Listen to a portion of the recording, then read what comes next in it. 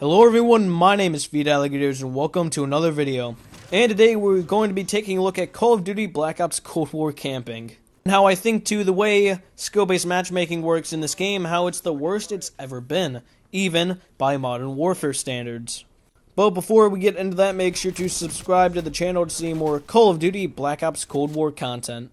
Now, for those of you who are unaware, Call of Duty Black Ops Cold War and the skill-based matchmaking that's in it doesn't work like how skill-based matchmaking traditionally works. See, instead of analyzing games that you have had in the past, like multiple games, like probably 5 games, Cold War takes it on a one-game basis, so if you do good, it puts you into better lobbies, and if you do bad, it puts you into worse lobbies. Now, I could go over a million reasons how this doesn't really work in hindsight, and how it's used to maximize money, but I wouldn't really go on it. I could also go on a tangent about how, even though it says it does that, it really doesn't even work that well, but that's not what this video is about. See, we all know that Modern Warfare had a decent camping problem, especially in the beginning when claymores were insanely overpowered, and how the maps are a lot more big and expansive than really any of the other Call of Duties that in recent times that normally just have 3-lane basic maps. Personally, I love that map design. I know it encouraged camping, but you could always just get around that if you just didn't go around that area.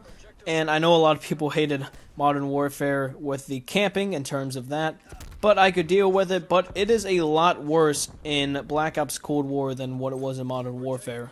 See, we all know that skill-based matchmaking was in Modern Warfare, but when you did good, it put you into games with campers.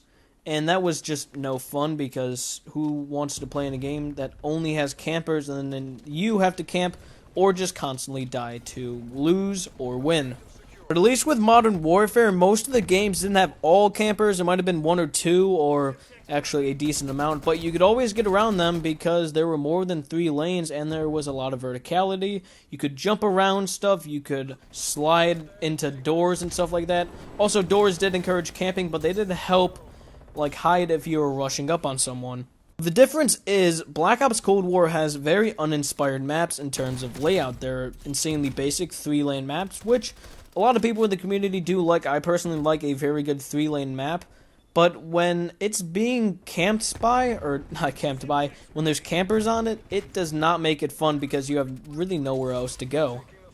Put into example the spawn on Cartel. It's very, very slim, and there's 3 ways out of it that are very close to each other. So if you had one person sitting in the building next to the spawn, well, you wouldn't be able to make it out of there unless you grenaded him, or you just constantly just kept dying and pushing forward. And now we have a completely different way skill-based matchmaking works, and because of the way it works, you constantly get put into lobbies with a lot of campers. And this does not make the game fun, and I'm going to tell you why Nuketown is very unfun for me, at least because of it. Now, Nuketown is a classic map. Everybody knows you can spawn camp on it, and while you can, at least the part you can camp isn't that bad.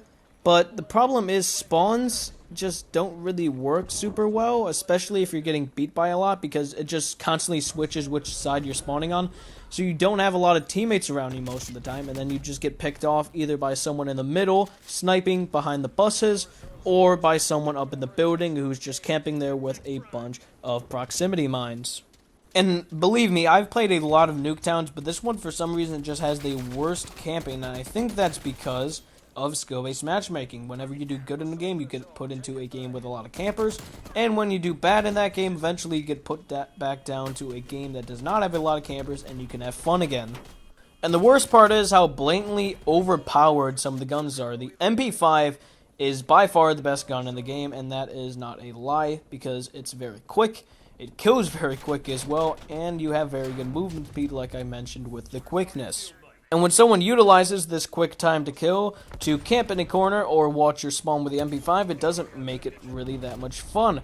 And also the fact that snipers are very good in this game, and with hit detection that's very poor, and quick scoping that is very rampant, it does not make for a fun time when you are getting spawn camped.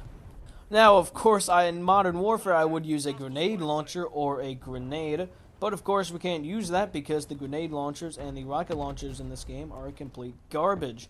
and it's really not viable to even use them in a normal game. I've had times where I hit them with the grenade. It literally explodes in their face, and it doesn't kill them because they either A, had armor, or B, had an extremely overpowered, and I think they should patch it, flapjack it.